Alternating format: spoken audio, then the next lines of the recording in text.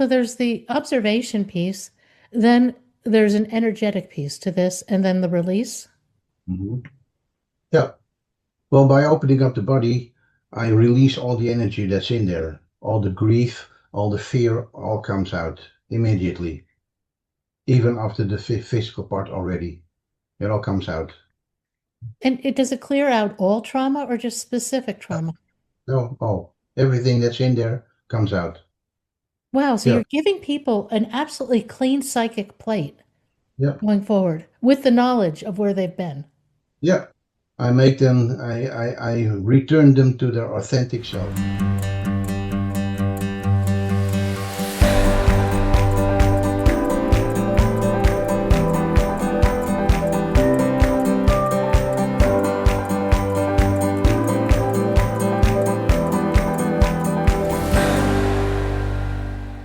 Gerard Wouters offers a new route to mental health. Using a combination of Taoist theory, keen observation, and subconscious healing techniques, he opens access to the unconscious mind. It's there that we truly heal. From abuse and assault to anger and betrayal, Gerard can heal it. This is a fascinating and potentially game changing approach to personal growth and to healing our deepest wounds. Gerard, welcome to Bump in the Road. If you would, tell us your story. Well, how long do you have? Well, maybe slightly abbreviated.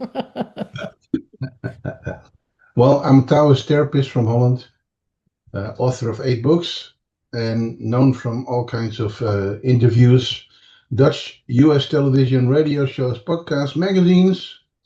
And it's my mission in life to help people make their life simple, happy, and successful the Taoist way, which is the title of my book. And what is the Taoist way? The Taoist way is bending with life. So when something happens to you and you understand why it's happening to you, then you can make it work for you So, understanding your own internal terrain allows you to reframe a situation. and understand what setback means. Setback is nothing else but a message that you're doing something wrong or that you're walking the wrong path. And when you know how to decipher this, and this is what I explain during 2 day workshops, then you can make it work for you. And life becomes a lot simpler.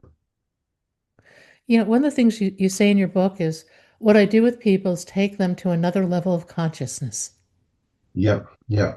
It's like a form of hypnosis, but not really the way they normally do. But yeah, How do you I define raised, and I how do you raised them. define consciousness? Sorry? How would you define consciousness? Well, there's a few levels of consciousness, and we only use about 5% of our consciousness. And that's, yeah, we have subconsciousness, unconsciousness, and of course, we have the big consciousness, like the Force in Star Wars. Yeah, we all part of it. Some people call it God. We call it Tao. Yeah, but we're all connected on a certain level. Yeah. How much of self-knowledge translates into consciousness? Excuse me again. Come How again. much of self-knowledge translates into consciousness? I mean, is it important to go and look within at your motivations, your experience, and your reactions? Yeah, because everything that's happening out there is happening in here, and everything that you do has a relations to what's happening out there. You know, everything that is going wrong inside you, you get mirrored outside you. That's I think the best explanation. So yeah, Why not? anything that's happening inside you is also happening outside you. What Yeah. brought you to this path of being wanting to help people with this? Well, I've been helping people for all of my life, but not on this level. When I met my teacher, long time ago, was on a business meeting. Little small Thai people, Thai man, old man already. He was really staring at me, so very annoying. And at the moment that the business meeting was over, I walked up to him, and before I could say anything, he started explaining to me who I was, what my problem was, my childhood. So you know it, the whole 9 yards. So I was completely flabbergasted, as you can imagine. So I took him home with me and started third degree because I wanted to know everything about what he was doing out there. And he stayed with me for about 5 weeks, testing me. And after 5 weeks, he asked me if I wanted to learn this.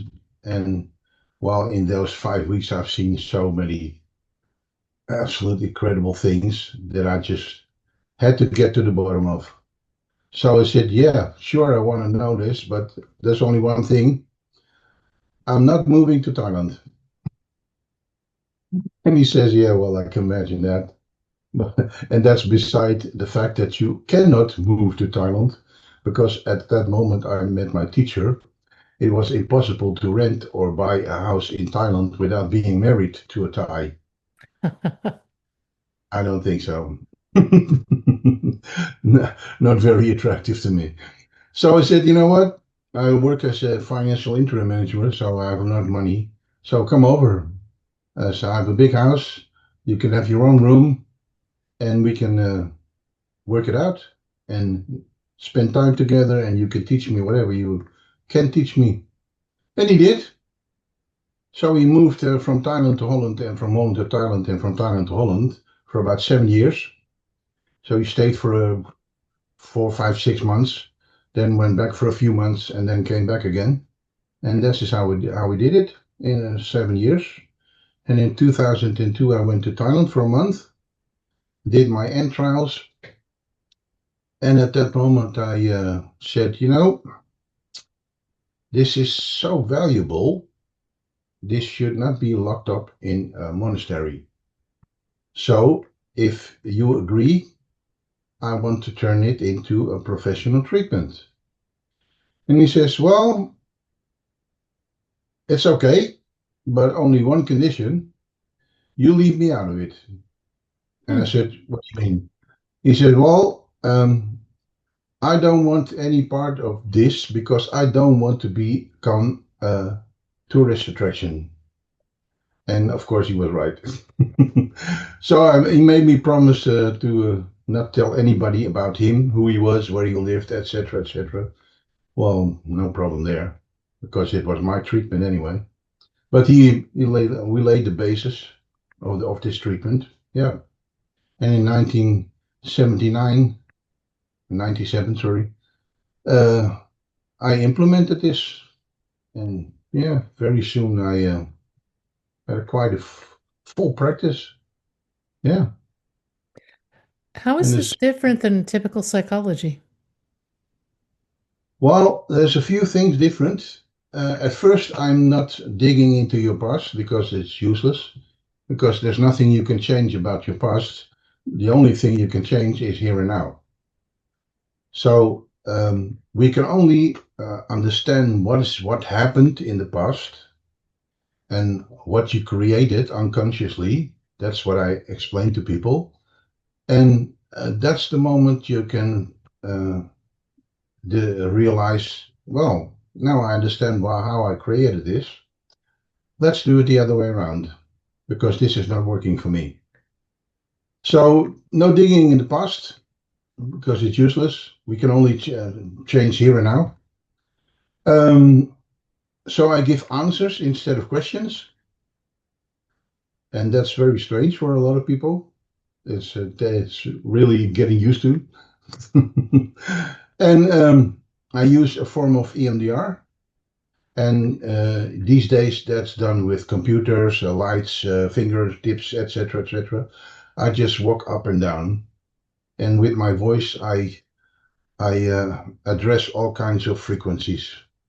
So, and I do physical as well. I start with the physical treatment because the experiences teach us that when somebody is physically closed, he is mentally closed as well.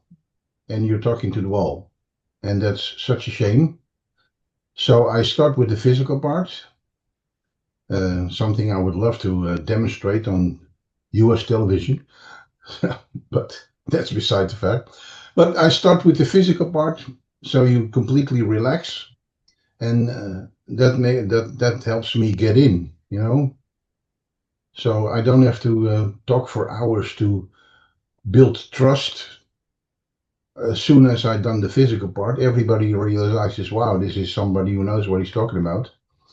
And when people come to my practice, I immediately put them on the couch, give them a drink, and explain to them what I see, because facial expressions and body language is my profession, is a very big, important part of my profession, and I'm an expert in it. So within a few minutes, I know what's wrong with you. And in my practice, I tell people, this is what I see, this is here, this is that. And they immediately are very surprised and immediately have to confirm that what I'm telling them is true. And trust me, you can see a lot more than you think. Even medical issues you can see. Yeah. So grief, fear, relationships problems, abuse, either mentally or sexually, your body tells everything. And as soon as you can read that, like I do, well, a diagnosis is done in 2 seconds. But So what relieves that situation in somebody's body? Is it an energetic release of some sort? yeah, absolutely. But there's a lot of people around walking around with lower back pains and not breathing enough because this is all cramped up. Hmm. Like panic attacks. That's something that's here. There's energy up here, and it's clogged, so it cannot flow into the earth like it should. And when I open this up, people experience a huge amount of space. Yeah, and they breathe a lot deeper and more relaxed. Yeah. How Some does people, that parlay into emotional stress? well, that's also in your body. Your body tells everything. Like here, Hmm. when this is tight, muscles are cramped up. That means that you experienced something that made you very angry, and you have not been able to process it. So you're not over it. And we divide the body into two parts. The left part is your emotional part, so your feelings, and the right part is your analytic part, so your thinking, your mind part. So the funny thing that I used to, but I often tell women, by example, because 98% of my clients are women. I tell them, you know what? When you found your husband in bed with your neighbor, it'll be on the left because you hate him. And when it's 2 years ago, it'll be on the right side because it's not a feeling anymore, but it's still in your system. You have not processed it yet because you don't understand why it happened. And that's exactly what I do. I explain all kinds of life processes so that you understand why you get into all kinds of situations, how you unconsciously uh, created it, and especially how to do it the other way around now. Like I said, you can't change the past, but you can decide to do it another way now. And that's the strength of this treatment. People understand what they're doing wrong, and I give them the opportunity to do it the other way around now. And I deprogram their unconsciousness. And that means that they don't have to learn all kinds of techniques, uh, uh, fill in schedules, medication, etc., etc. The change comes from within. So you unconsciously change your behavior after my treatment. So it doesn't have any, you don't have to do anything. It doesn't it doesn't need any energy from you or yeah, yeah, So you're really breaking habitual that's, responses yeah, and changing somebody's you're working with their neuroplasticity to yeah, create new responses. yeah, yeah. I deprogram your unconsciousness so your behavior automatically changes, and you notice it when you come in certain situations, and then you realize that you're completely acting differently than you usually do. Yeah. That's fascinating. Maybe Um, I can give you an example. okay. Uh, when somebody has been sexually harassed or abused, uh, unconsciously you will radiate this, and you will attract other people who will try to abuse you again. When I get this out of your system, you will see that you will attract completely other people that will not abuse you anymore. Because energy, everything is energy. And when you're abused, there's energy put on you. And the the people who abuse people will recognize this unconsciously. So they will be attracted to you, towards you. And when you get this out, and because of make people understand why this happened to them. It's usually a problem of low self-worth. And then when you get it out, you strengthen their self-worth and make them understand that they're worth and they have a value in life. Then everything changes around them. Yeah, What about something like betrayal? yeah, betrayal. Yeah, the people that are betrayed are often people who have a low self-esteem. They're naive. Uh, Strangely enough, they're often very intelligent people, because the problem is this world is that very intelligent people are often very naive. And yeah, they get abused in this way, betrayed. Yeah, they unconsciously attract this situation until they understand what the lesson is. That's what I explained to them. This is the lesson. And then the situation doesn't come up anymore because they attract other people who will not abuse them. Yeah. Is this a methodology that somebody can take after talking to you and take it home with them and work on these various aspects of their lives that need clearing? Well, that's the funny thing. Nobody has to work on it. It After my just treatment, happens. nobody has to work on it. It all comes automatically. Yeah. Do It's you even find it's so that when somebody is trying to work on it, it doesn't work. I had a woman with me under treatment, and after 3 sessions, she said, I'm working so hard to try and change. I said, would you please immediately stop because you're blocking everything. You need to let it happen. Yeah. Because what I do is I deprogram your unconsciousness, and it needs to be automatically. Yeah. It needs to be automatically changing behavior. And when you start working on it, you're blocking everything. You're blocking the whole process. So just let it happen.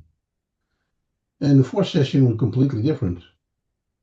She went from 1.5, 2 hours sleep a night to 9 hours sleep a night. wow. Yeah, and she was sleeping for a few hours every night for years before she came with me. Oh, that had to be terrible. Oh yeah, yeah, she was really tired, and it all came out when I opened her up her body. It all came out.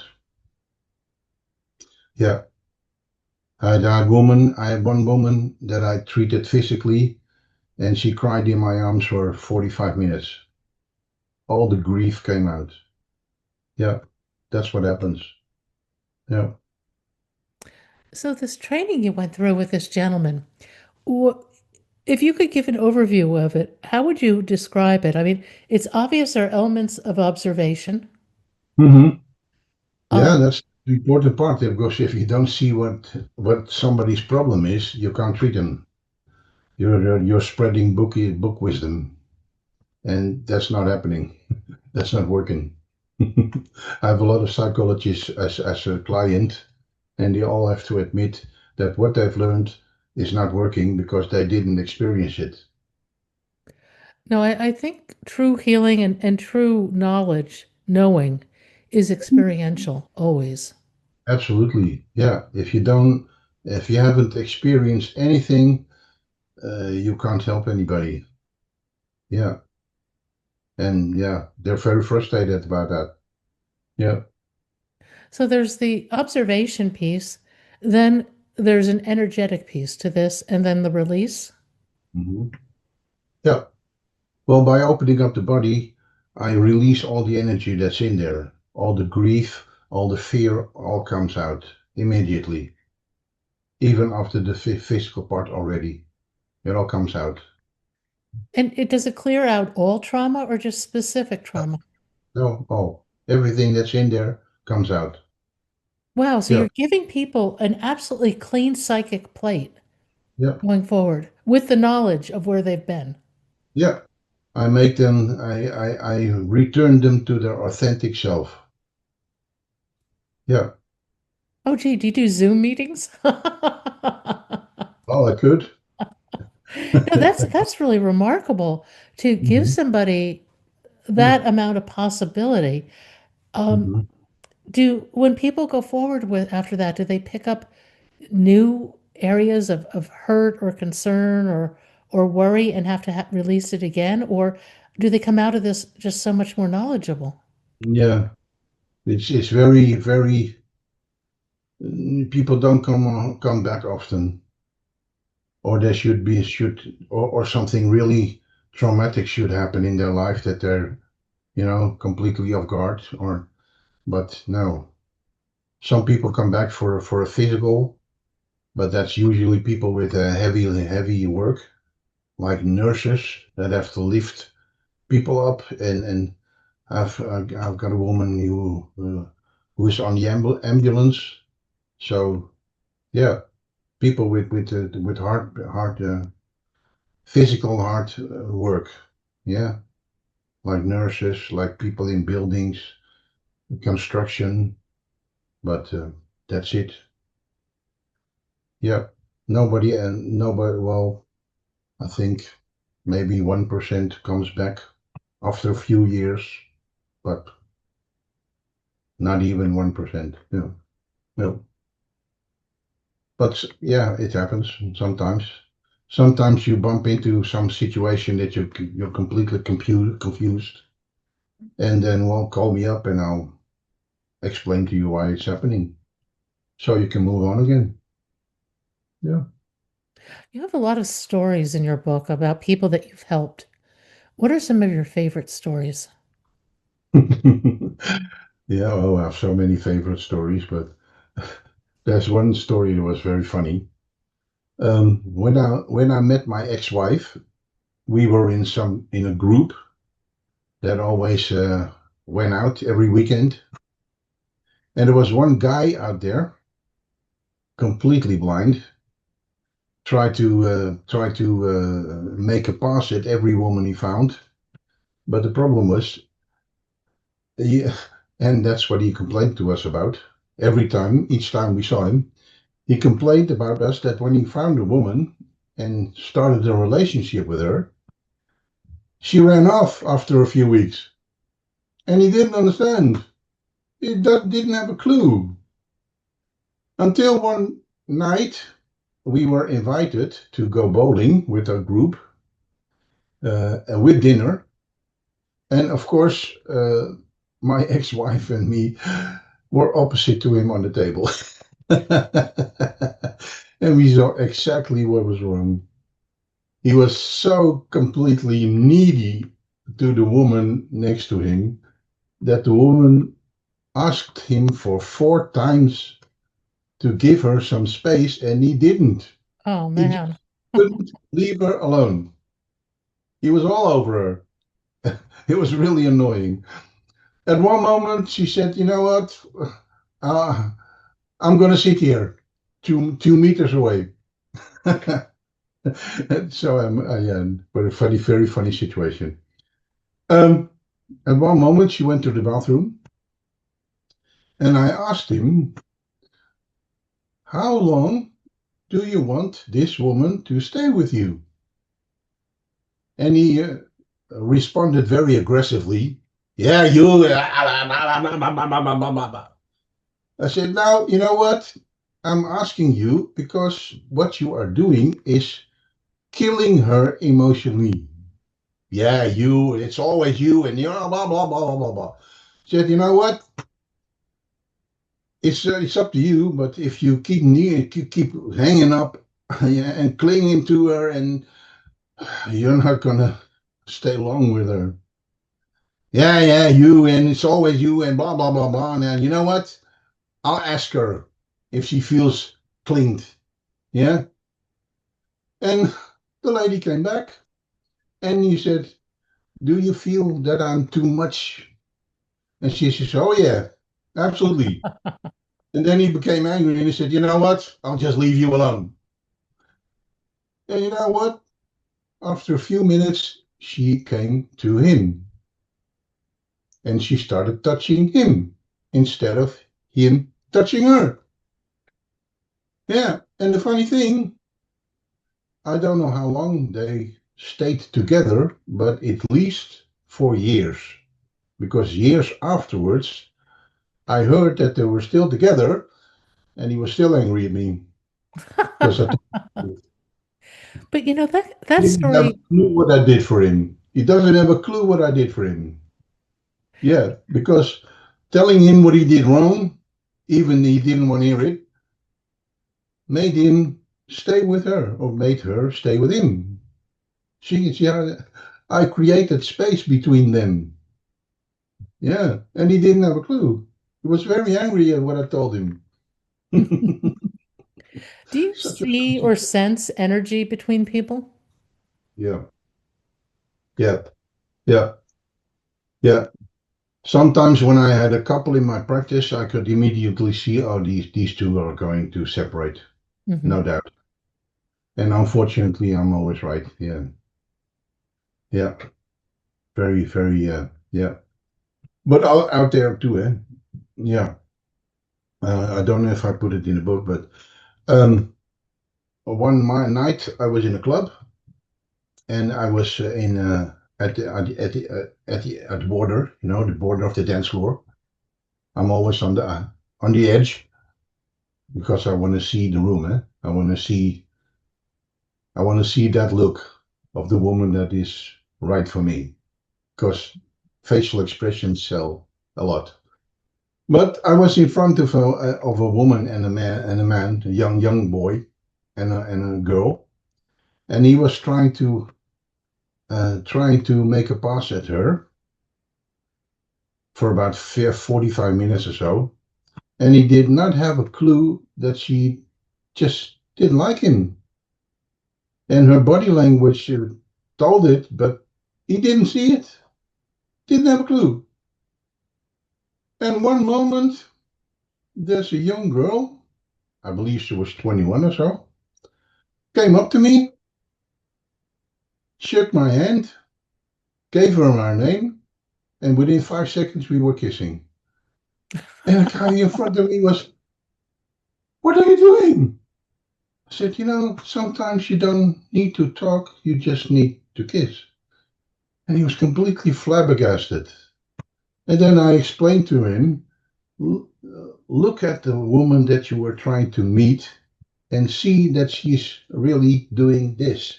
You know, she doesn't like you. So it's useless trying to make her your girlfriend because she doesn't like you. So look at her body language and understand that she's not the one for you." Yeah, So funny. One of the things you talk about in your book that's really interesting, I think, is not doing versus doing nothing. Yeah, there's a big difference that not a lot of people realize. It's called wu wei. The Chinese word is wu wei, and it means not doing, and it's completely different from doing nothing. Not doing is being alert and only respond when it's really necessary. Yeah, Hmm. because a lot of things happen for a reason that a lot of people don't understand. And uh, when you get into that and you try to change that, it make out the outcome may be a lot worse than you think. Yeah. Can you give us an example of that? Yeah. Um, at one moment, I had a woman who wanted to learn what I do, and she had some old girlfriend who used to call her in the middle of the night and told her that she was going to jump off the balcony. And what she did was she immediately drove up to her, talked to her for hours, but the problem never changed it. You know, she kept calling her in the middle of the night, telling her that she's going to jump off the wall, off the balcony. So I told her, you're actually stimulating this behavior, and you need to stop that because you're not helping her. So the next time that she calls you up in the middle of the night, you say, you know what? Wait a minute, I'm coming over and I'm going to push you off. Yeah, do it the other way around. And that's what she did. And that was the moment that the woman realized that she was only asking for attention. And she would never jump. Yeah. But, you know, a lot of things work the other way around. When you start pitying people, yeah, and you pity the wrong people, they may jump for a train. And you need to realize that. So sometimes you have to do nothing, and sometimes you don't have to do. Sometimes you don't have to do anything because a lot of situations get resolved eventually. Yeah. And when you interfere, the outcome may be very, very, very different from what you want. I have an Yeah. interesting story along those lines, actually. I once lived next door to the neighbors from hell. And Mm. I came home one day from playing tennis, and there was water in my front yard. I mean, thigh deep water. We're talking a lot of water. And their sprinkler system had broken and was flooding my whole yard and house. So I turned off the main water main. I went over, Okay. knocked on their door. They were home, but they didn't answer, so I left a note. Fast forward, the gentleman comes over. I use the term loosely. And I'd never even met him. I'd lived next door to them for years. I really wasn't even sure who he was. And he had one of his buddies with him. I open the door, and these two big guys are there, and he starts screaming at me, Yeah. just screaming at me. And I had a pretty strong meditation practice by that point in time. So I just stayed still. And I just let all this negative energy just flow right by me. And I just stayed still and quiet. The only way. And the longer I was still and quiet, the more agitated he became until his friends started looking at him like, "Are you crazy? What's wrong with you?" And Yeah. slowly he started to, simmer down. And Hmm. I just said to him, "Let's first get some information and figure out what to do." Hmm. But the guy was totally unhinged. Yeah. Well, what I learned during to the workshops is to disarm situations like this. Hmm. Because when somebody like this starts screaming at you, there's two things that people normally do, that is fight or flee. So scream back or close the door and run. There's another way. You can also ask him, who are you and what are you doing? Because I don't understand this. And when you do this, the other person gets completely confused because he's expecting another response. Yeah, he expects you to scream back or to flee and to give him apologies and stuff like that. He doesn't expect you to ask him what are you doing. I don't understand this behavior. That's a great response. I'll have to remember that one if I ever have That's another neighbor from hell. yeah, yeah. Well, I had a woman with me, and she told me that she quit her job because she was abused by her boss, by her chief. He kept shouting at her and calling her names and stuff like that. And I asked her, why haven't you ever asked him why he does that? And she was completely flabbergasted. She never, never thought of that. And I said, how I would respond to this situation. I would tell him, you must have a really horrible life screaming at me like that. Wow. I pity you. And you know what would happen? He would start crying and be my best friend in 5 minutes. That's And so that's his interesting. story. That's interesting because you both diffuse the situation and you Yeah. don't allow any of that negative energy to impact somebody. You don't let them carry it on. No, because what she didn't realize is that all this anger inside him that he was expressing her, she never caused it. Yeah. So why should it be your problem? You know? Why should a neighbor screaming at you be your problem? Because it's his problem. And let it be his problem. Oh, and the silence did that. It worked, but I wish I'd thought to ask him that. That would have been that would Yeah. have been interesting. Oh, yeah, he would have completely shut up immediately and become very confused because he doesn't expect her a response like that. No, no one expects to be called right out in the moment on their own Yeah, behavior, particularly when yeah, it's really irrational and out there. yeah. Well, and that's not doing. Instead of doing nothing, it's not doing. So not fighting back, but asking, why are you doing this? Who are you? I don't understand your behavior. That's Wu Wei.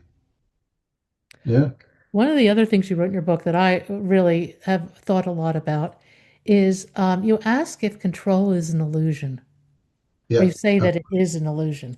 Talk Oh, about yeah. that a little. Control is absolutely an illusion. We try to control things because of fear. But the problem is, when you fear, you lose every power. You lose all power. You give the power to anybody else who makes you afraid. Yeah, like what is happening in the world out there. Fear is learned.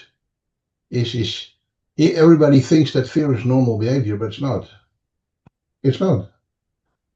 A few weeks ago, I had another interview with a woman who lived in Colorado, and we talked about fear, and she says, "Yeah, I'm very afraid of snakes." And I told her, "Did you realize that a snake is blind?" "What?" I said, "Yeah, don't you know that a snake is blind?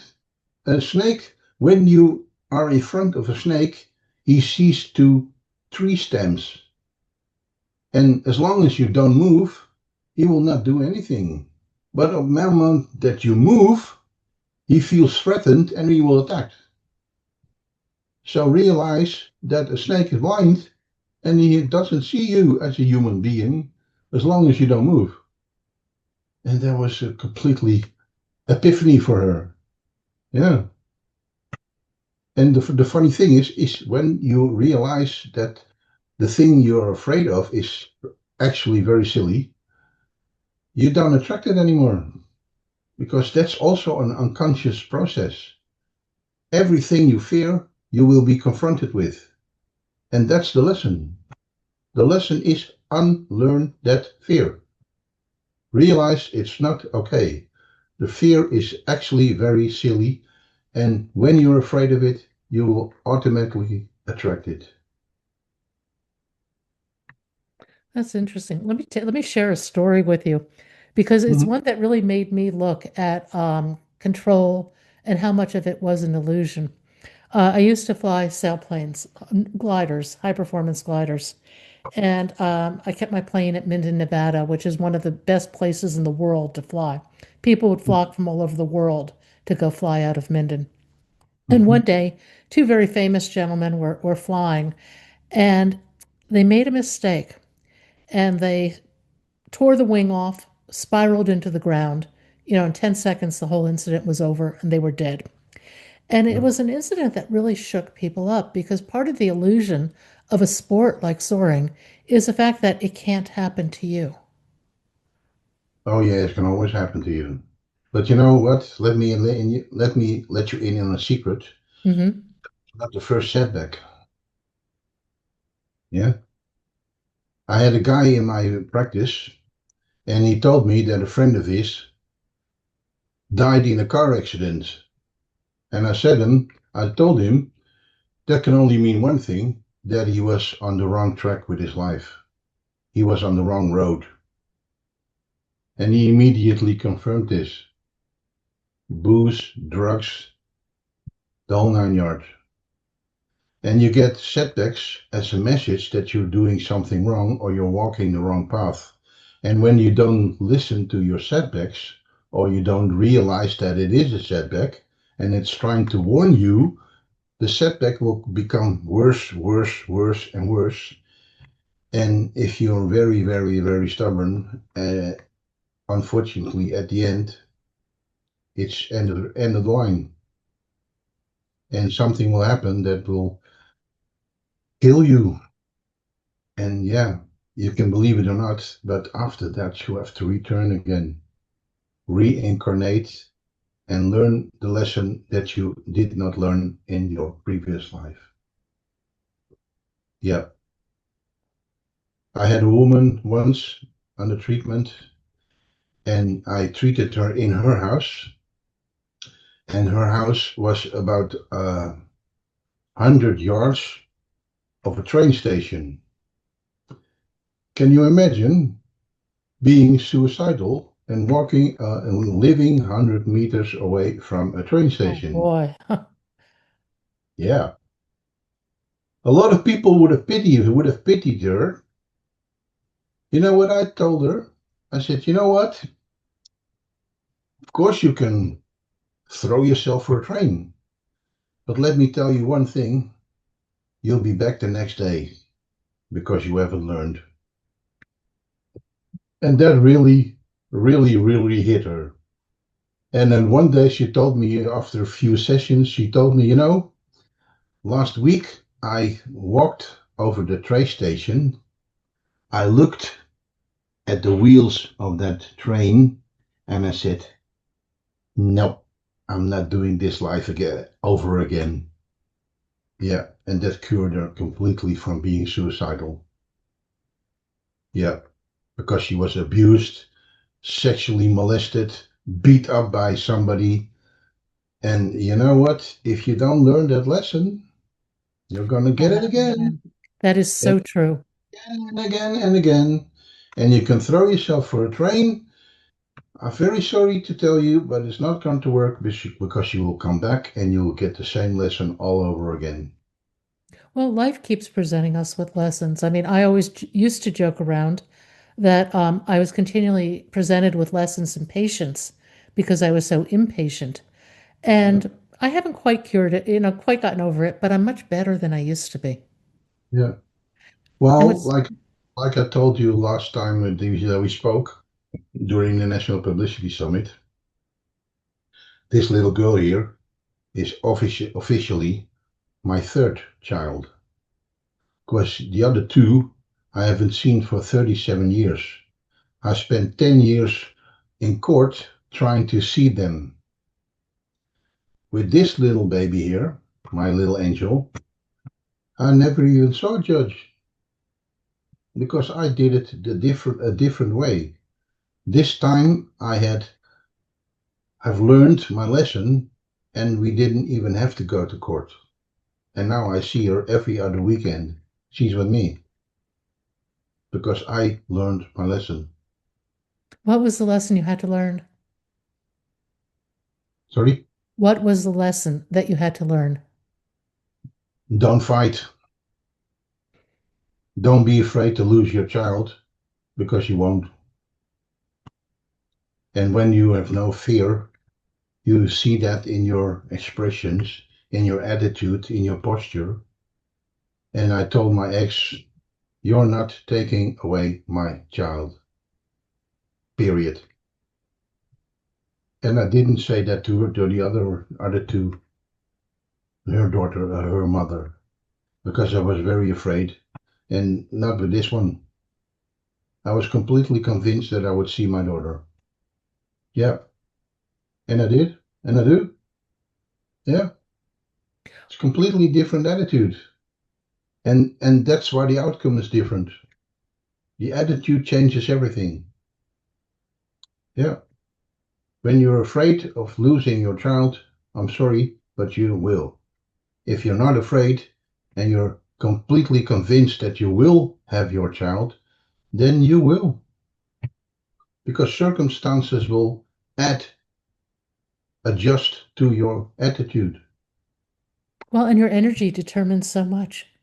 Yeah, yeah, yeah. Where can people find you and your book? Well, I have a website. I'm on Instagram, on my Facebook.